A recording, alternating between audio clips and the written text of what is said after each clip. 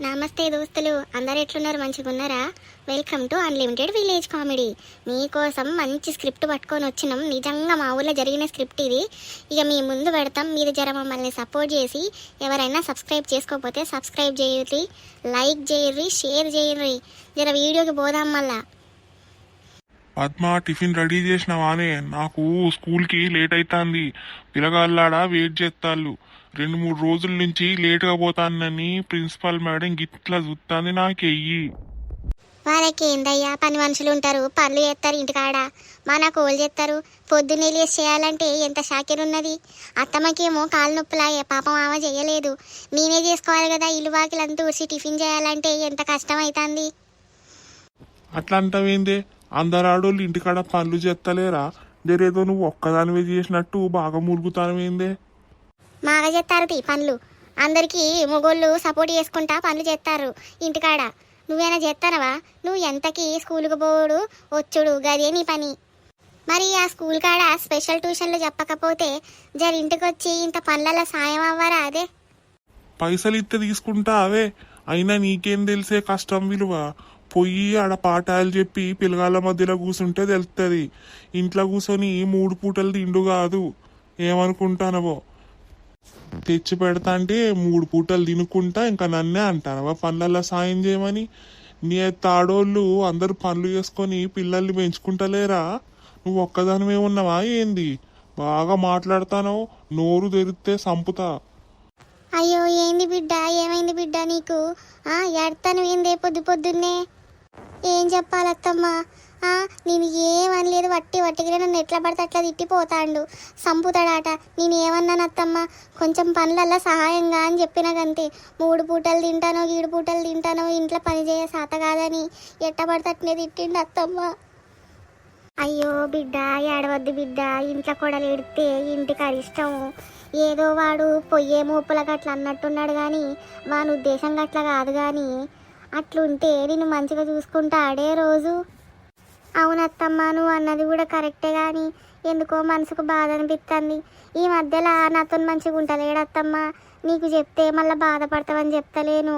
ఊక కసురుకుంటాడు. నాతో అస్సలు మంచిగా ఉంటలేడు.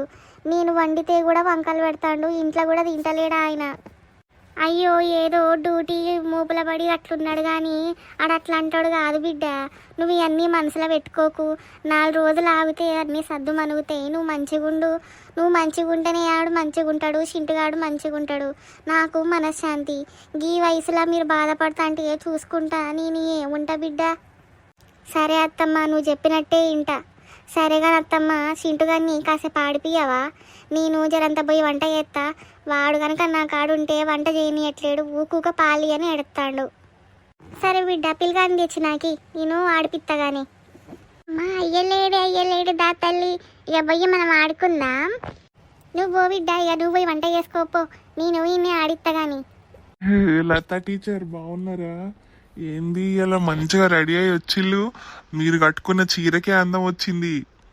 బయట ఎవరు లేరు కానీ మంచిగానే మాట్లాడు చూసుకొని లోపలికి వచ్చిన. పొద్దునేంది ఇంట్లో బాగా సప్పులు వినపడతాని, ఏందో బాగా గట్టిగా అరుతానో గొడవ పెట్టుకున్నారా మీరు? అట్లా కాదే బంగారం. ఇగో పొద్దున్నే ఇంటి పనులన్నీ ఎవడు చెయ్యాలి? నువ్వు చేస్తే ఏంది అని బాగా ఇష్టం వచ్చినట్టు మాట్లాడుతుంది. దానికి నోరు ఎక్కువ లేస్తుంది బాగా. మరి ఇంట్లో ఉన్నప్పుడు పనులు చేయకపోతే ఎవరు చేస్తారట? ఇట్లా డ్యూటీలు చేస్తుందా అట్నా? ఆమెకి చేతనే కాదు. అయ్యో, గంత మాట అన్నదా నిన్ను? మరి నువ్వు ఎందుకు సప్పుడుగా కూకుంటానో దవడకెళ్ళి 4 వేయాల్సింది. గామ గన్నన్ని మాటలు మాట్లాడుతా అంటే నువ్వు ఇంకా సామ్గా సమాధానం చెప్తానువా? ఇంట్లో చిన్న పిల్లగాడున్నాడు, ఇంకా మా అమ్మ ఉన్నది. వాళ్ళిద్దరు లేకపోతే పొట్టు కొట్టేవాడిని. ఎప్పుడు పోతుందో ఏమో నాకు పెంట. రాజా, మా ఆయన దుబాయ్ నుంచి రావడానికి ఇంకో 6 నెలలు టైం పడుతుంది. మరి మనము ఏం చేద్దాము? మన సంగతి ఏంటిది? నువ్వే ప్లాన్ చేయాలి ఏదైనా. లత, నీకు అదే ప్లాన్లు ఉన్నా లత. ఇగో ఇంటికి పోతే నాకు మనశ్శాంతి ఉండలేదు. జర మా అమ్మ ముఖం చూసి ఇంట్లో ఉండబుద్ధి అవుతుంది కానీ లేకపోతే మీ ఇంటికి రాబుద్ధి అవుతుంది నాకు. యో ఎవరు లేనప్పుడు మా ఇంటికి రా, జర నీకు చేపల కూర వండి పెడతా. ఎవరికి చెప్పకు, నీ ఫ్రెండ్స్కి కూడా ఓళ్ళకి చెప్పకు. ఇప్పుడే సగం మంది ఊర్లో అనుకుంటాళ్ళు నీకు నాకు సంబంధం ఉన్నదని.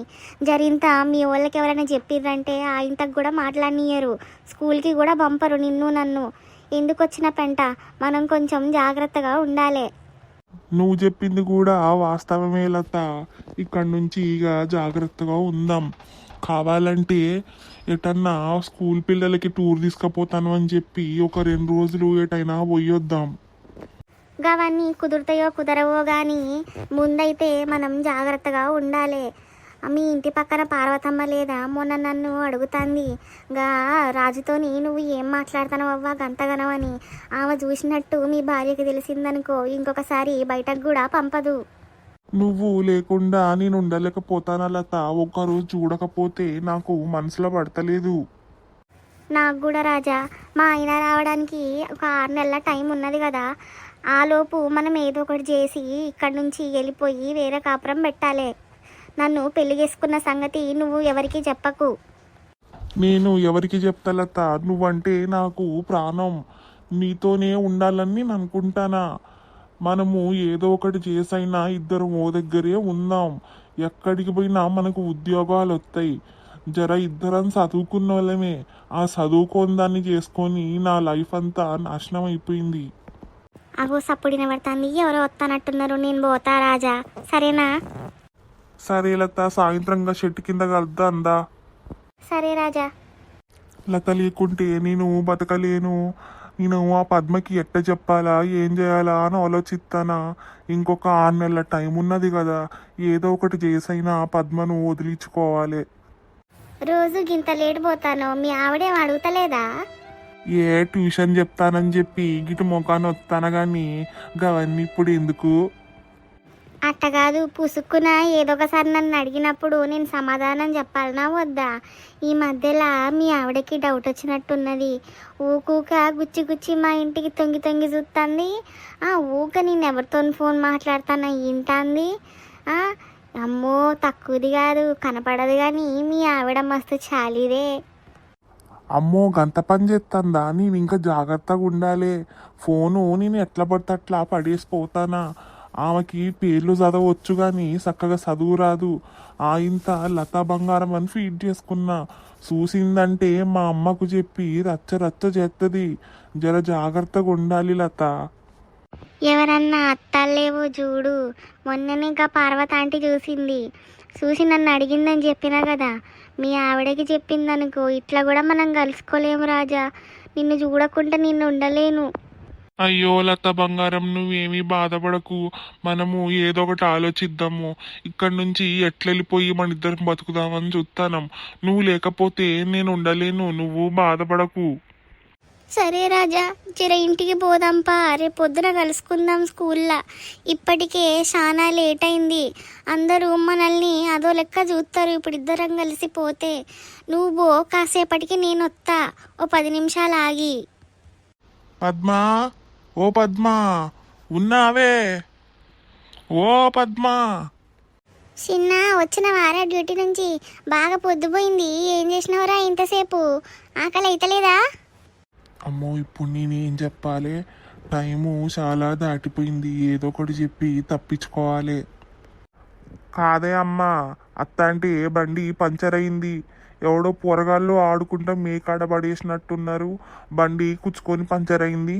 గా మోహన్ రావు మెకానిక్ దగ్గర బండి ఇచ్చి ఇప్పుడే బాగైపోతే తీసుకొని వస్తారా కానీ పద్మ ఏది? నాకు బాగా ఆకలి అవుతుంది, అన్నం పెట్టమని చెప్పు. పద్మ పడుకున్నది బిడ్డ, నీరసంగా ఉన్నదట. పిల్లగాన్ని వేసుకొని పడుకున్నది ఆ రూమ్లా. రోజంతా ఆమెకి ఏం పనున్నది, ఎందుకు కలిసిపోతుందట? మరి అట్లా కూసుంటే ఇంట్లో పనులు ఎవరు చేస్తాడే అమ్మ?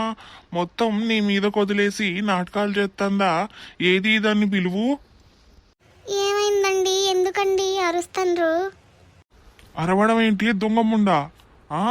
నీ ఇష్టాసారం ఇంట్లో పని పాట లేకుండా పడుకొని 3 పూటలు తింటా ఉంటే పనులన్నీ ఎవడు చెయ్యాలి?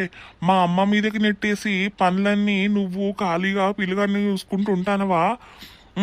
రేపు పొద్దున్నుంచి 6 గంటలకే లేచి మా అందరికి టిఫిన్లు పెట్టి మిగిలిపోతేనో తినాలే, లేదంటే మీ ఇష్టం లేదంటే మీ అవ్వగారింటికి వెళ్ళిపో.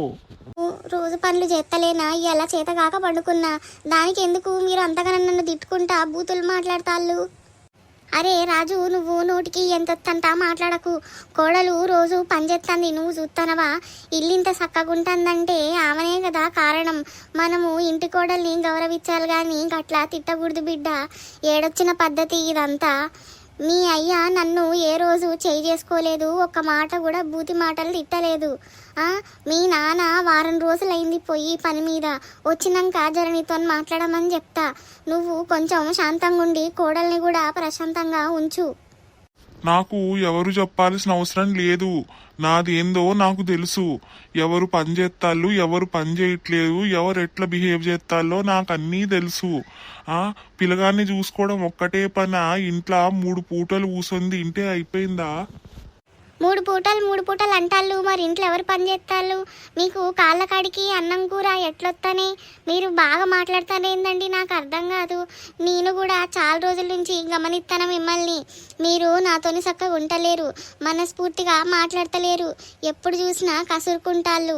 అత్తమ్మ బాధపడుతుందని నేను ఆమె ముందు చెప్పలేదు, కానీ ఇప్పుడు సందర్భం వచ్చింది కాబట్టి నేను చెప్పాలనుకుంటానా. అసలు మీకు ఏమైందో నాకు చెప్పుండి, నా సైడ్ నుంచి ఏమన్నా తప్పుంటే నేను మార్చుకుంటా. నోరు బాగా లేత్తందేందే? దౌడలు దగ్గర కొత్తుతా. నీలాంటి దాన్ని పెళ్లి చేసుకొని నేను చాలా పెద్ద తప్పు చేసిన. నీలాంటి చదువుకోని దాన్ని, తెలివి లేని దాన్ని. పిల్లగాన్ని కూడా చక్కగా చూసుకో. పోరడు ఏడుతంటే కనీసము ఎత్తుకొని బయటన్న తిప్పేది ఉందా? పిల్లగాడు ఏడుతంటే మళ్ళీ 4 దెబ్బలు కొట్టి ఊకో పిల్లగా అంటాను. నీలాంటి తెలివి తక్కువ దాన్ని నేను ఎక్కడా చూడలేదు. నేను పక్క వంట చేస్తా అంటే వాడు ఎత్తుకొని ఏడుస్తాడండి. నేను ఎత్తుకొని ఎట్లా వంట చేయాలి? మీరు కూర్చొని ఫోన్ చూసుకుంటూ ఉంటారు కానీ పిల్లగాడు ఏడితే కనీసం వాడిని ఎత్తుకుంటారా? అట్లా కూడా లేదు. మీరు ఏ పనులలో సహాయం చేయకపోయినా కనీసము వచ్చినాక పిల్లగాన్నైనా అడిగచ్చు కదా. అత్తమ్మకి కాలు నొప్పులు ఎటని తీసుకుపోతుంది, ఏమని చేస్తుంది? కనీసము ఈ మధ్యలో మీరు చింటుగాంతో కూడా ఆడుకుంటలేరు. 24 గంటలు ఫోన్ పట్టుకొని ఫోన్లోనే ఉంటాళ్ళు, ఫోన్ మాట్లాడుకుంటా, ఫోన్ చూసుకుంటా. నేను ఏం చేయాలండి? ఒక్కదాన్ని నేను పని చేసుకోలేకపోతానా? నోర్ము బకార్దానా, అనవసరంగా నిన్ను తెచ్చి ఇంట్లో పెట్టుకొని నేను నా జీవితాన్ని నాశనం చేసుకున్నా. నా కర్మకు దాపరిచ్చినట్టు దాపరిచ్చినావు. ఇంట్లోనే పడి ఉంటానో కదా, పనులన్నీ చేసుకుంటే సస్తావా? ఇంకొకసారి నీ నోరు లేసిందంటే మాత్రం మంచిగా ఉండదు. నేను ఫోనే మాట్లాడతా, ఫోనే నొక్కుతా. నీకెందుకే, నువ్వు ఎవతివే చెప్పడానికి? నువ్వు కొనిచ్చినవా, నీ అయ్య కొనిచ్చిండానే నాకు ఫోను? నా డబ్బులతోని నేను కొనుక్కున్నా. నువ్వు నా డబ్బులే తినుకుంటా బతుకుతాను. నోరు జాగ్రత్త పెట్టుకొని మాట్లాడు. నోటికి ఎంతొత్తే అంతా మాట్లాడుకురా రాజు, అర్థమైందా? నువ్వు ఎవరి ముందు మాట్లాడతానువో చూసుకొని మాట్లాడు. అట్లా నువ్వు కోడల్ని తిడితే నలుగురి ఇంటే ఏమనుకుంటారు? మన ఇజ్జతి పరువు పోదా? గట్టిగా మాట్లాడతాను. ఏమన్నుంటే కూర్చొని మాట్లాడుకోవాలా కానీ ఇదేం పద్ధతి బిడ్డ? కూర్చొని మాట్లాడుకోవడానికి తేల్చుకోవడానికి ఏమీ లేదమ్మా. నేను ఒక నెల రోజులు చూస్తా. ఈమె పద్ధతి ఇట్లనే ఉంటే ఇక నేను వదిలిపెట్టి నా సాయిన నేను ఉంటా. మీరు వదిలేద్దామని నిర్ణయించుకున్నారు. మీరు ఎప్పటి నుంచో ఇది మీ మనసులో ఉన్నది. అందుకే మీరు నాతోని సరిగ్గా మాట్లాడకుండా, చింటుగాన్ని ఎత్తుకోకుండా ఇట్లా నన్ను వట్టిగానే తిడతాళ్ళు. మీరు ఈ మధ్యలో ఇంటికాడ కూడా తింటలేరు, వచ్చి కూడా ఫోన్ చూస్తారు. అసలు ఏం జరుగుతుందో నాకు ఇప్పుడు తెలవాలే. నోరుము ఈ దరిద్రపు దానా, శనికి దాపరిచ్చినట్టు దాపరిచ్చినావు నాకు నువ్వు. నీకు అంత నచ్చకపోతే నీ అవ్వగారింటికి వెళ్ళిపో. ఇక్కడ ఉండకు, నా కళ్ళ ముందు కనిపించకు, పో. చూసినవా అత్తమ్మ, ఎన్నెన్ని మాటలు అనుకుంటా పోయిండో. ఏదో జరుగుతుంది కానీ ఆయన మనకి చెప్తలేడు. ఏం చేసుడు అత్తమ్మ? నా కాపురం నాశనం అయిపోయేటట్టే ఉన్నది. నాకు ఎందుకో భయంగా ఉన్నది. బిడ్డ నువ్వు తొందరపడి ఏ నిర్ణయాలు తీసుకోకు. జర మేము పెద్దోళ్ళం ఆలోచించుకొని ఏం చేయాలో నీకు చెప్తాం. నేను మావయ్య ఒక వారం రోజులలో వస్తాడు కదా, వచ్చినాక ఆయనతోని మాట్లాడి కొడుకుతోని మాట్లాడమని చెప్తా. అప్పటికి సర్దుకోకపోతే ఏందనేది తర్వాత ఆలోచిద్దాం. నువ్వు పోయి పండుకోపో. దోస్తులు జర పార్ట్ 2 కోసం వెయిట్ చేయుర్రి. ఏమవుతుందా ఏంటా అనేసి పార్ట్ 2 చాలా ఇంట్రెస్టింగ్గా ఉంటుంది. ఇది నిజంగా జరిగిన కథ, మా ఇంటి పక్కన జరిగిన స్టోరీ. మీరు జర మమ్మల్ని సబ్స్క్రైబ్ చేసుకొని మమ్మల్ని ఇంకా సపోర్ట్ చేయండి. అట్లనే ఆ బెల్ ఐకాన్ సింబల్ని నొక్కుర్రి. జర మేము ఎప్పుడన్నా వీడియోలు అప్లోడ్ చేస్తే ఖచ్చితంగా ఆ నోటిఫికేషన్ బార్లో మీకు నోటిఫికేషన్స్ త్రూ తెలుస్తుంది. బాయ్ దోస్తులు, పార్ట్ 2లో కలుద్దాం. మరి చాలా ఇంట్రెస్టింగ్ ఉంటుంది పార్ట్ 2, మీరు జర మిస్ అవ్వకండి.